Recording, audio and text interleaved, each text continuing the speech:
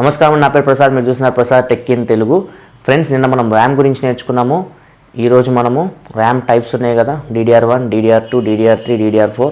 So వీటి గురించి నేర్చుకోబోతున్నాము. So first మనము అసలు DDR అంటే ఏంటంటే డబుల్ డేటా రేట్ ట్రాన్స్ఫర్ అంటాం మనం. డబుల్ డేటా రేట్ ట్రాన్స్ఫర్ నిన్న చూస్తే వీడియో నేను ర్యామ్ గురించి ఆల్రెడీ ఒక వీడియో చేశాను. ఫస్ట్ ఆ వీడియో చూసిన తర్వాత ఈ వీడియో చూడండి, ఎందుకంటే ఆ వీడియో చూడకపోతే మీకు వీడియో ఏమి అర్థం కాదు. సో ర్యామ్ అంటే మనం ఏం చెప్పాము, ర్యామ్ పని ఏంటంటే CPUకి డేటాని ట్రాన్స్ఫర్ చేయడం. సో ఎంత తొందరగా వీలైతే అంత తొందరగా డేటాని ట్రాన్స్ఫర్ చేయడం.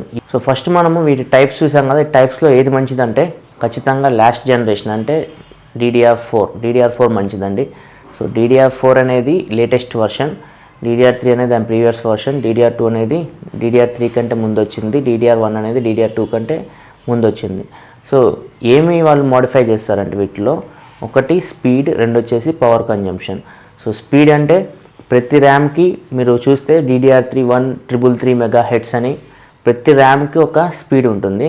సో ఆ స్పీడ్ని వీళ్ళు ఇంప్రూవ్ చేస్తూ ఉంటారు. ప్లస్ దాంతోపాటు పవర్ కన్జంప్షన్ అంటే ఎంత మీ CPU ఎంత పవర్ కన్జ్యూమ్ చేస్తుంది. ఫర్ ఎగ్జాంపుల్ DDR తీసుకుంటే DDR ఎక్కువ పవర్ కన్జ్యూమ్ చేస్తుంది DDR2తో పోలిస్తే, DDR2 ఎక్కువ పవర్ కన్జ్యూమ్ చేస్తుంది DDR3తో పోలిస్తే, DDR3 ఎక్కువ పవర్ కన్జ్యూమ్ చేస్తుంది DDR4తో పోలిస్తే. అట్లా జనరేషన్ మారే కొద్దీ మనకి పవర్ కన్జంప్షన్ కూడా తగ్గుతూ వస్తుంది. అండ్ దాంతోపాటు స్పీడ్ కూడా పెరుగుతూ వస్తుంది అనమాట. DDR4 ఎక్కువ స్పీడ్ ఉంటుంది, DDR3 DDR4తో కంపేర్ చేస్తే తక్కువ స్పీడ్ ఉంటుంది, DDR2ది DDR3తో కంపేర్ చేస్తే ఇంకా తక్కువ స్పీడ్ ఉంటుంది అట్లా. సో ఇప్పుడు ప్రజెంట్ తీసుకుంటే మనకి DDR4లో స్పీడ్ అనేది ఎక్కువ ఉంటుంది, పవర్ కన్జంప్షన్ తక్కువ ఉంటుంది. అండ్ నెక్స్ట్ DDR3 అంటే DDR4తో పోలిస్తే కొంచెం తక్కువ ఉంటుంది. అట్లా జనరేషన్ మారే కొద్దీ మనకి స్పీడ్ అండ్ పవర్ కన్జంప్షన్ మీద వాళ్ళు ఎక్కువ కాన్సన్ట్రేట్ చేస్తూ ఉంటారు. సో ఇప్పుడు మనం ఏం తీసుకోవాలి, DDR3 తీసుకోవాలా DDR4 తీసుకోవాలంటే ఖచ్చితంగా మీకు ఆప్షన్స్ ఉంటే మాత్రం DDR4 బెస్ట్ ఆప్షన్. ఒకవేళ మీరు DDR4 ఎక్కువ కాస్ట్ అనుకుంటే DDR3 కూడా మంచి ర్యామే. సో దానిలో మీకు స్పీడ్స్ ఉంటాయి, జాగ్రత్తగా అబ్జర్వ్ చేయండి. 500 MHz, 1000 MHz, 1500 MHz, 1750 MHz, 2000 MHz అని చెప్పి ఎక్కువ స్పీడ్ ఉన్న ర్యామ్ తీసుకోండి. అప్పుడే అది తొందరగా మనకి CPUకి డేటాని ట్రాన్స్ఫర్ చేయగలుగుతాం. సో మెయిన్ థీమ్ CPUకి డేటాని ట్రాన్స్ఫర్ చేయడం. సో ఎక్కువ స్పీడ్ ఉంటే తొందరగా ట్రాన్స్ఫర్ చేస్తుంది, తక్కువ స్పీడ్ ఉంటే కొంచెం లేట్ అవుతుంది, అంతే మనకి ల్యాగ్ అనిపిస్తూ ఉంటుంది ఒకవేళ మీరు సిస్టమ్ ఓపెన్ చేస్తూ ఉంటే. ఫ్రెండ్స్, ఒకవేళ మీరు PC వాడుతుంటే నేను ఒక చిన్న అడ్వైస్ ఇస్తాను ర్యామ్ గురించి. మీ PC మదర్ బోర్డ్ తీసుకుంటే మీకు ర్యామ్ పెట్టుకోవడానికి స్లాట్స్ ఉంటాయి.